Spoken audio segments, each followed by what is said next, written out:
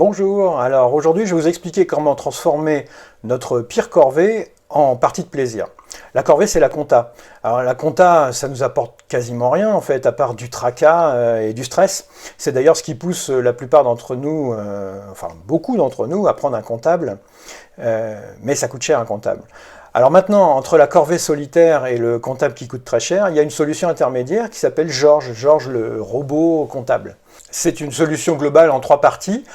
Première partie, Georges aspire votre compte bancaire, il synchronise tout seul. Deuxième partie, il génère les écritures grâce aux intitulés.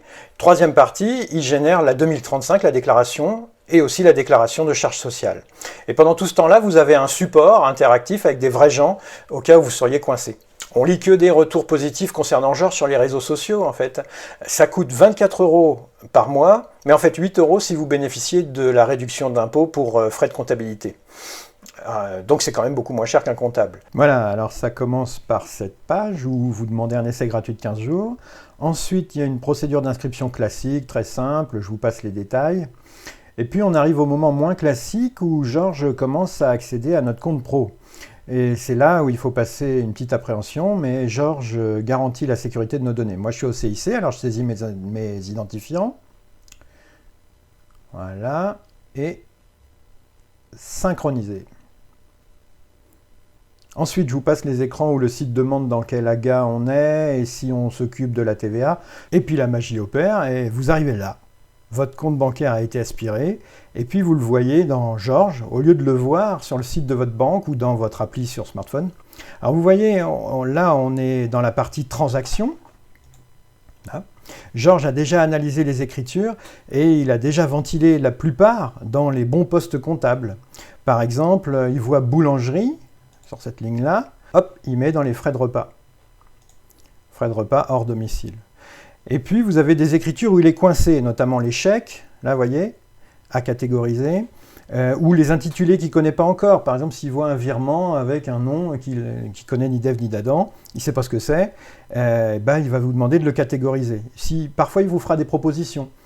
Et si c'est un intitulé de virement, de prélèvement ou de carte bancaire, il mémorisera le choix que vous aurez fait.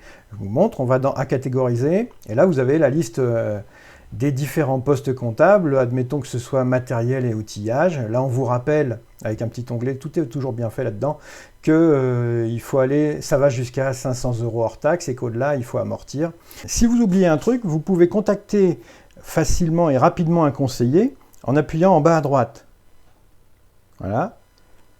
Voilà. Il suffit de démarrer une conversation, d'envoyer un message, et on se met à parler avec quelqu'un assez rapidement. Vraiment, j'ai testé, ça va vite. Hein. Et sinon, vous pouvez tester, par exemple, ventilation, pour rechercher dans leur base de données. La cotisation, comment ventiler mes échéances d'emprunt, c'est pas ça, alors on demande plus de résultats. Et voilà ce que je cherche, comment subdiviser une transaction. Et là, ça lance un article où il vous explique comment ventiler dans les différentes rubriques une dépense mixte, par exemple. Donc l'aide est bien faite, elle fonctionne vraiment souvent, et il y a vraiment plein de sujets dans l'aide, mais si vous ne savez pas, vous pouvez toujours demander quelque chose au conseiller. Alors maintenant, qu'est-ce qui se passe quand l'année est finie et qu'on en arrive aux déclarations? Et bien là aussi, Georges nous prend par la main.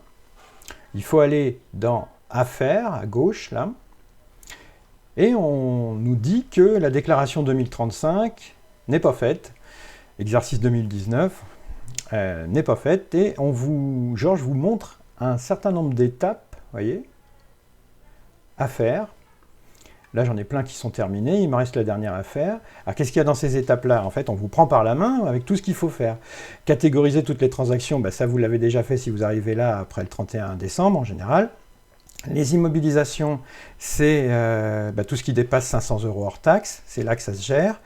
Ventiler les repas hors domicile, ça peut être utile, parce que tout n'est pas déductible là-dedans. Les frais de véhicule, les échéances d'emprunt, ça c'est le rapprochement bancaire. Les frais de blanchissage, le barème kilométrique si vous y êtes. Les comptes financiers, ça c'est aussi pour le rapprochement bancaire. Cotisation d'URSSAF à ventiler, alors ça c'est sympa aussi. Hein. Dans cette partie-là, en fait, Georges va vous demander de vérifier des chiffres dans 2 papiers émanant de l'URSSAF que vous avez reçus forcément. Et sinon, vous pouvez les rechercher sur le site de l'URSSAF. Et il va faire sa sauce à lui pour ventiler lui-même les cotisations d'URSSAF, puisque tout ne rentre pas dans la case charge sociale personnelle. Après, vous avez une éventuelle SCM, les exonérations fiscales et crédits d'impôt, il n'y en a pas. Réduction d'impôt pour frais de tenue de compta, alors là, il peut vous demander vos frais d'AGA et l'abonnement de Georges, et ça, si vous y avez droit, il va vous le mettre. Il va vous le ventiler lui-même dans la déclaration. Cotisation facultative déductible, ça c'est tout ce qui est Madelin et PER. Identité de l'entrepreneur, bon, ça c'est vous. Information relative à l'activité. Il ne me reste plus qu'une case à faire, vous voyez, information relative à l'exercice fiscal. Et on va le faire. Il me manquait une case. Non, il ne manquait rien. Je vais faire terminer. Et hop, tout est terminé. Vous voyez, vous arrivez là. Félicitations. Visualisez votre déclaration. Vous en avez un résumé là, mais en fait, la déclaration, elle peut être téléchargée ici. Déclaration 2035 SD, on va aller voir l'annexe puisque c'est la partie la plus importante. Et là, tout est ventilé dans les bonnes cases de la 2035, ça y est, elle est faite votre 2035. Et Georges va l'envoyer ensuite à votre association de gestion. Voilà. Une fois que j'ai fait ça, du coup, je peux passer à la déclaration DSPAMC, vous savez, la déclaration d'URSSAF et de Carpimco, qu'on fait maintenant en ligne.